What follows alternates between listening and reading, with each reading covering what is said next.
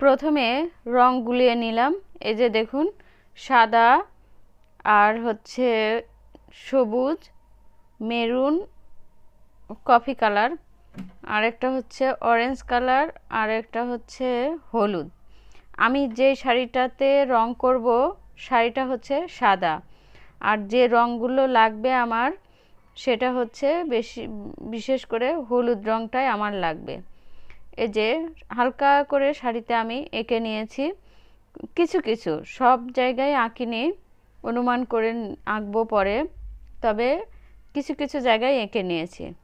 আর এই যে আমি শাড়িতে প্রথমে, যেহেতু সূর্যমুখী ফুল, তাই প্রথমে আমি মাঝখানের যে কফি কালারটা থাকে একটু কালচে ধরনের, সেটা করে নিয়েছি, আর দু একটা পাতা এঁকে নিয়েছি। তারপরে এই যে ফুলগুলোও আঁকা হয়ে গেছে আমার। আর এখন আমি ফুলের মাঝখানে যে কিছু ছোট ছোট পাপড়ি থাকে সেগুলো এঁকে নিচ্ছি। দেখুন শাড়িটা কেমন হচ্ছে জানাবেন। আপনারা যদি সম্পূর্ণ ভিডিওটি দেখেন তাহলে অবশ্যই আমি খুশি হব। ভিডিওটি দেখে লাইক, কমেন্ট, শেয়ার করবেন যদি আপনাদের ইচ্ছে হয় তাহলে।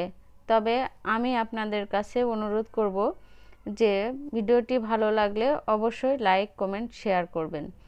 আসলে রোজ সকালে আমরা সবাইকে শুভ সকাল জানাই।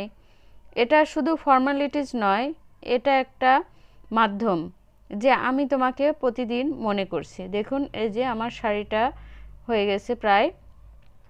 নিচের দিকে হচ্ছে এটা আঁচল, আর উপরে বুকের কাছে একটা অংশে কতগুলো ফুল এঁকেছি, আর পাড়ের দিকে কতগুলো ফুল এঁকেছি।